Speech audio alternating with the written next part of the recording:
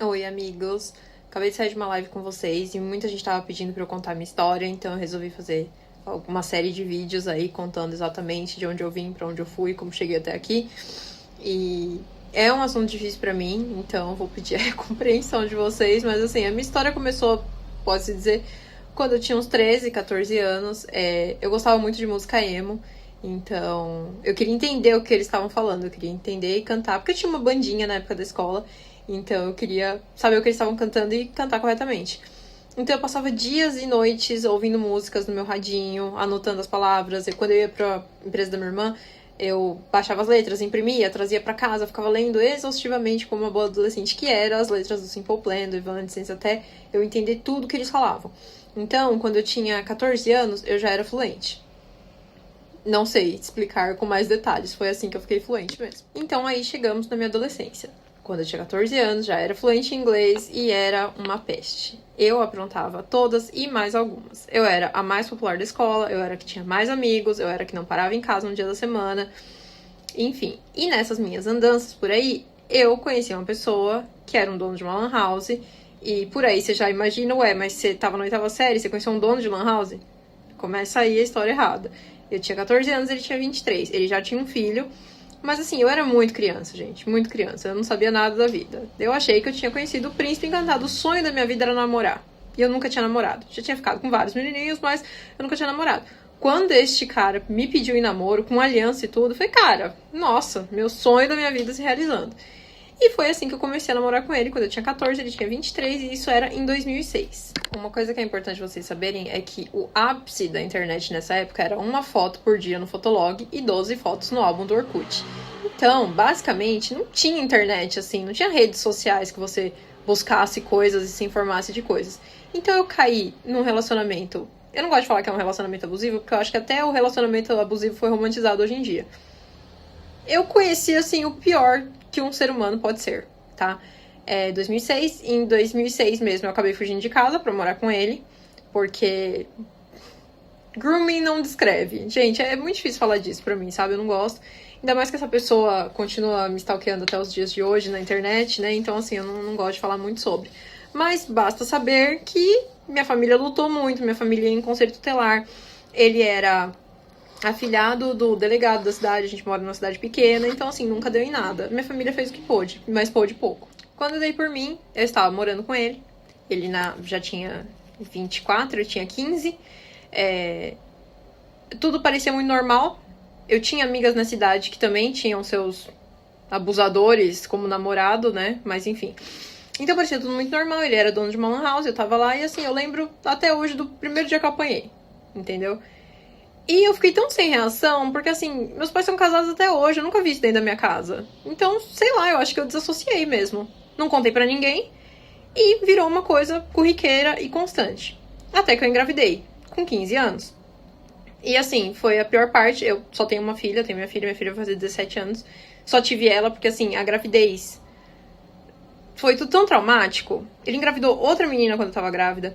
Eu apanhei, eu não vou falar que eu apanhei como cachorro grávida, porque eu nunca vi nenhum cachorro apanhando desse jeito. Mas assim, até comida do chão eu comia, tá? Nessa mesma época teve uma batida policial na lan house, onde foi tudo apreendido, porque era tudo ilegal.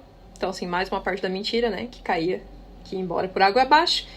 E aí ele teve que procurar um emprego, mas ele não era muito bom de trabalhar, né? Até que um amigo dele conseguiu uma oportunidade pra ele, e ele foi. Em 6 meses, ele conseguiu que o cara fosse mandado embora pra ele assumir o lugar desse cara. E ficou lá um bom tempo. Lógico que a segunda coisa que ele fez, primeiro foi puxar o tapete do cara, a segunda foi me largar, né? A Ana Júlia minha filha, tinha 8 meses. Eu não sabia nem o que fazer, entendeu? E eu lutei por ele com unhas e dentes, até que eventualmente voltamos e fomos morar numa kitnet de R$ 500, que era o aluguel, lá no Monte Alegre, que é um bairro tão ruim quanto qual ele falava da casa dos meus pais. Fomos pra lá. Só que, lógico, que pra ele nada nunca tava bom. Daí, corta pra fevereiro de 2008, só pra vocês terem uma noção, minha filha nasceu em maio de 2008. E eu descobri que o cara, pica das galáxias, cheio da grana, que mandava e desmandava em tudo, era uma mentira gigante. O apartamento que ele dizia que era dele era alugado, ele não pagava aluguel lá há anos, fomos despejados, e tivemos que mudar pra casa dos meus pais. Essa casa que eu moro hoje, que ele falava que era um lugar horrível, que não sei o que e tal, foi o lugar que ele teve pra onde ir, tá? Basta dizer que nessa época eu já sabia que ele tinha engravidado outro. Mas, gente, eu tinha 16 anos. Você acha que eu ligava lá com cré? Entendeu? Hoje em dia, se um cara chega pra mim e fala, ai, minha ex é louca, ela não deixa eu ver meu filho. 190. Certeza que esse puto tá buscado por pensão alimentícia. Até me irrita, fico até nervosa. Eu não vou regravar. Vai ficar do jeito que ficar, entendeu? E é isso. E aí ele veio morar de favor na casa dos meus pais. Nessa mesma época, teve uma batida policial na Lan House, onde foi tudo apreendido, porque era tudo ilegal. Então, assim, mais uma parte da mentira, né? Que caía, que ia embora por água abaixo. E aí ele teve que procurar um emprego, mas ele não era muito bom de trabalhar, né? Até que um amigo dele conseguiu uma oportunidade pra ele e ele foi. Em 6 meses, ele conseguiu que o cara fosse mandado embora pra ele assumir o lugar desse cara. E ficou lá um bom tempo. Lógico que a segunda coisa que ele fez, primeiro foi puxar o tapete do cara, a segunda foi me largar, né? A Ana Júlia minha filha, tinha 8 meses. Eu não sabia nem o que fazer, entendeu? E eu lutei por ele com unhas e dentes, até que eventualmente voltamos e fomos morar numa kitnet de R$500, que era o aluguel, lá no Monte Alegre, que é um bairro tão ruim quanto qual ele falava da casa dos meus pais. Fomos pra lá. Só que lógico que pra ele nada nunca tava bom. Então estávamos lá morando nessa kitnet, eu trabalhava como recepcionista na imobiliária que ficava embaixo desses apartamentos. E, como eu disse pra ele, não tava bom. E eu quero dizer que durante todo esse tempo eu passei todo tipo de abuso que vocês podem imaginar, né? E o que ele lembrou da ex dele? Aquela que ele engravidou quando eu tava grávida. Só que ela morava num condomínio de luxo aqui em São Paulo. O que ele fez? Voltou com ela. Trocou as fechaduras da kitnet. E foi assim que eu voltei pra casa dos meus pais. O dia foi entrar, minha chave não abriu, eu tive que voltar. Sem nada. Nada que eu tinha lá, eu pude trazer pra cá. E aí onde começa de verdade a minha história, né? Porque aí eu não tinha ensino médio. Eu não tinha nada, eu não sabia fazer nada, eu só tinha trabalhado na Lan House e como recepcionista numa imobiliária. E aí era a hora de eu correr atrás. Foi quando eu arrumei meu primeiro emprego no centro do Taboão como auxiliar de escritório, registrado, foi meu primeiro emprego CLT, e eu ganhava R$722. Tenho vergonha de dizer que nessa época eu ainda queria voltar com ele, porque assim, pra mim era minha vida. O cara era pai da minha filha. Meus pais estão casados até hoje. Então assim, eu tinha que voltar com ele, eu não tinha outra opção. Isso a gente tá falando de 2009, tá? Eu tinha 18 anos, tá? E aí eu consegui meu primeiro emprego, continuava tentando voltar com ele, não dava certo. Aí eu fiquei 1 ano nesse emprego, fui mandada embora, porque o emprego era um inferno, sofri todo tipo de assédio que você pode imaginar lá dentro. Com o dinheiro que eu recebi de auxílio de desemprego, né, e o fundo de garantia, eu tirei minha carteira de motorista na raça, porque eu não tinha dinheiro pra pagar o quebra. E eu me matriculei no EJA, né? Só que não tinha como eu fazer EJA, eu não tinha como trabalhar e estudar ao mesmo tempo. Então eu procurei um ensino médio à distância, bem à distância, na Vila Matilde, e terminei os 3 anos em 1 mês e 1 semana. Eu ia todo sábado e eu fazia 3 provas de cada matéria, de cada ano por sábado. Tive que esperar 1 ano e meio pra pegar meu diploma, porque foi um esquema. Mas, graças a Deus, deu tudo certo, não era golpe, e eu peguei o meu diploma. E aí eu fui pulando de um emprego pro outro, ganhando sempre mais ou menos a mesma coisa. Ele nunca saía da minha vida, ele sempre me tinha ali de step bem bonitinha, bem pra hora que precisasse. Ele já tinha engravidado de novo, essa ex-namorada, né? Ele já tava com 2 filhos com ela, nem tinha registrado o primeiro e ela já tava grávida do segundo. Ele casou com essa menina e continuava vindo atrás de mim e eu achava que era o amor da minha vida, eu continuei aceitando tudo. Até que um dia aconteceu um evento que eu não vou citar, porque, como eu disse, minha filha tem quase 17 anos e ela assiste minhas coisinhas aqui, né? Então eu decidi que não queria mais. E foi assim, foi num dia. Eu decidi que eu ia vê-lo e seria a última vez que ele ia me ver daquela forma. E foi assim, graças a Deus, foi em 2010 isso. Então, de 2010 pra cá, todo o meu contato com ele é via judicial. Foi aí também que eu descobri que essa história de que pensão alimentícia da cadeia é a maior mentira já contada. Quem diz isso é porque nunca precisou processar ninguém por pensão alimentícia. Mas, graças a Deus, eu tenho uma ótima advogada que, assim, não é mais só uma advogada, é uma amiga. E se não fosse ela, eu não sei o que teria acontecido, porque a pessoa é a pior pessoa do mundo, entendeu? A pessoa chegou a registrar um outro filho, tem mais um filho, tá? Ao todo, minha filha tem 5 irmãos, né, por parte de pai. E chegou a registrar um filho que ele nem chegou a conhecer quando nasceu, só pra diminuir a pensão da minha filha. Mas falhou miseravelmente, porque a minha advogada é a melhor que existe. E aí eu já tava com uns 20 e poucos anos e procurando emprego e fui pedir emprego pra uma amiga que tinha um empório. E ela falou, cara, mas você fala inglês? que você quer trabalhando aqui? Eu tinha acabado de sair de um emprego que era de auxiliar administrativo de uma fábrica de açaí. Aqui em Taboão da Serra, eu nunca tinha saído de Taboão da Serra pra nada. E aí eu falei, cara, verdade, eu falo inglês. O que eu faço com esse inglês? Comecei a procurar emprego bilíngue. Só que todos pediam faculdade. Eu não tinha faculdade. Eu tinha só o ensino médio, que na verdade eu só fui descobrir que realmente era real quando eu me matriculei na faculdade, mas isso é um pouco mais pra frente. E aí eu procurei, e assim, o salário era R$2.000, cara. Eu nunca tinha nem visto R$2.000 na minha vida. Então, eu apliquei pra supervisora, porque eu sempre fui ousada. E eu apliquei pra supervisora de call center. E eu passei pelo inglês. Porque quando o gerente foi me entrevistar, ele não conseguia falar comigo. Porque o meu nível de inglês realmente era muito avançado. E aí eu comecei a trabalhar lá, ganhando R$3.500 por mês. E eu fiquei só 3 meses lá, porque eu arrumo encrenca com todo mundo, eu sou muito insubordinada, e quando eu fiz 3 meses eu fui demitida. Só que o cliente gostava de mim, era uma empresa chinesa que contratou a empresa aqui do Brasil, e ele tirou a operação da empresa porque eles me demitiram. Então assim, eu perdi, mas todo mundo perdeu o emprego também. Sinto muito por todos, entendeu? Mas foi o que aconteceu, não posso mentir. Nessa época eu já usava meu inglês tão bem, que eu já tava no meu 3º namorado americano. E eu já sabia que eu conseguia segurar um emprego de R$3.500, eu só tinha que me comportar. E foi quando eu entrei na última empresa que eu trabalhei, antes dessa que eu estou agora. E, gente, eu não tinha faculdade em nenhuma dessas empresas. Eu mesma fazia o meu certificado de faculdade e se eles me pedissem comprovante, eu não ia ter. E aí eles iam me mandar embora e o não eu já tinha passado por mais de 18 empregos. Pra mim, um emprego... Eu nunca tive medo de sujar a carteira. Inclusive, isso é uma mentira, tá? Eu tenho 2 carteiras cheias. E isso nunca me impediu de arrumar um emprego. E eu fiquei lá 5 anos. Só que o que aconteceu? Teve a pandemia, eles mandaram a gente pra casa, e quando eu tava há 6 meses em casa, eu fui convidada a me juntar ao time de Nova York. Eu ia continuar sendo CLT, eu ia continuar trabalhando, ganhando em real, mas eu ia me reportar pro time de Nova York e só ia trabalhar com americanos. E aí foi quando minha vida mudou, porque eu só trabalhava com americanos, eu só falava inglês o dia inteiro. Gente, pulei um pedaço da história, mas vou recapitular rapidinho.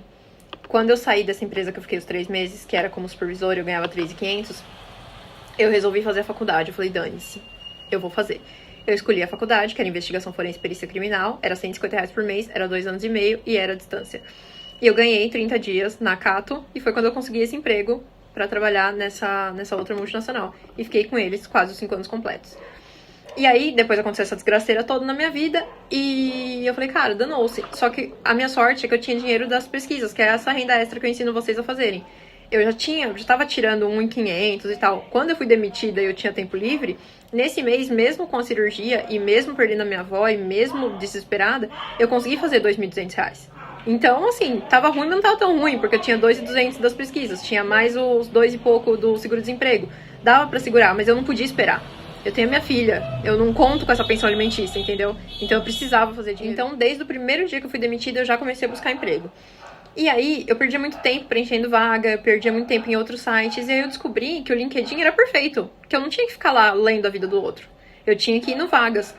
E pra não perder tempo, eu clicava em candidatura simplificada e já deixava o remoto bem claro. E comecei a buscar pelas vagas em inglês, porque eu já sabia que dava pra trabalhar como contractor.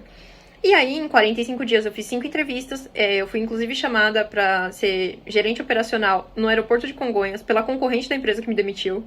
Só que era presencial, e presencial pra mim não era uma opção. Depois da pandemia, eu fiquei com ansiedade social. Eu já tinha ansiedade generalizada. Eu pulei muito dessa história, entendeu? Eu quase fui internado numa clínica psiquiátrica. Eu tomei muito remédio, eu faço tratamento até hoje. Não é por menos. Eu tinha síndrome de estresse pós-traumático.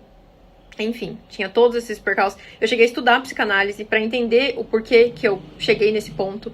Então, eu rapidamente me recoloquei. Então, eu fui mandada embora dia 1º de agosto. Dia 24 de setembro foi meu primeiro dia na empresa nova. E aí, eu senti a necessidade de contar pras pessoas como que eu consegui fazer uma renda extra. Porque eu comecei a procurar os empregos no Brasil e eu via que, assim, até pra bilíngue, eles estavam pagando 1.700 e eu tirava 2.200 com pesquisa, entendeu? E eu falei, cara, eu preciso contar isso pras pessoas. Eu fui no Threads, que eu nunca tinha usado, não sabia nem como é que era, e postei, contei brevemente, e viralizou. E eu, muito burra, sem saber mexer, acabei deletando a postagem. Eu chorei nesse dia, gente, porque eu falei, cara, nada na minha vida dá certo mesmo. Claramente eu não nasci pra ter nada. Um negocinho meu que tava dando certo, que eu tava conversando com as pessoas, que eu tava montando o grupo, eu deletei.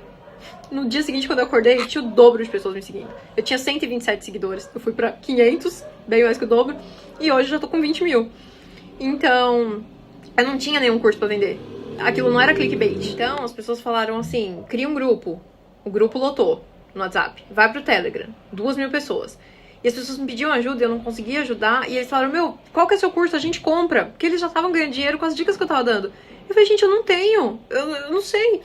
E aí eu peguei, no tempo que eu conseguia, escrevi tudo num bloco de notas, mandei pra minha irmã e falei, meu, você consegue pôr tudo isso num e-book? Ela, cara, consigo. Eu falei, então bora. E ela também não tinha experiência nenhuma fazendo isso. Então, dia 27 do 10, a gente lançou e vendeu 200 cópias no primeiro dia. E aí hoje, a gente já tá em 20 de dezembro e já foram mais de 600 cópias vendidas. E agora eu tô tendo a oportunidade, com o alcance que eu tenho, de ensinar as pessoas a conseguir também o home office. E eu não tenho nenhum conteúdo pra vender de home office, tá, gente? E eu já consegui várias entrevistas pra várias pessoas, inclusive na empresa que eu trabalho. Eu consegui um emprego já pra uma pessoa que já tá quase fazendo um mês no emprego. E, cara, é isso, essa é a minha história. Então, assim, não, eu não quero te roubar, não quero te dar um golpe. Eu tomei muito golpe e eu não quero que você tome. Então é isso, gente. Essa é a minha história. Tem gente que me conhece e que agora ouviu tudo e falou, porra, é por isso essa menina é desse jeito. E realmente, vocês acham que eu sou normal? Porque eu não sou normal. Eu quero que vocês entendam que a única oportunidade que eu tive na vida foi de me lascar. E me lasquei, que eu quero deixar claro. Que eu aproveitei. Eu me lasquei em toda a oportunidade que foi me dada. Me lasquei minha família, mas nem vou entrar no mérito. E é isso, gente. Quem tiver alguma dúvida, pode me perguntar. Não é uma história fácil de contar, mas fico feliz que vocês tenham se interessado. Então, assim, eu não vim de família rica, eu não sou rica, é isso. Tô aqui lutando como vocês, entendeu? Tô querendo uma casa própria. Aqui, claro, é próprio, mas é da minha família, né? E até quando a minha avó faleceu, eu tive que cuidar de documentação, tudo. Foi um gasto da moléstia. Então, assim, vocês não têm noção de que como cada R$25,90 desse e-book que vocês compraram me ajudaram não só com dinheiro, mas a ter esperança na vida novamente.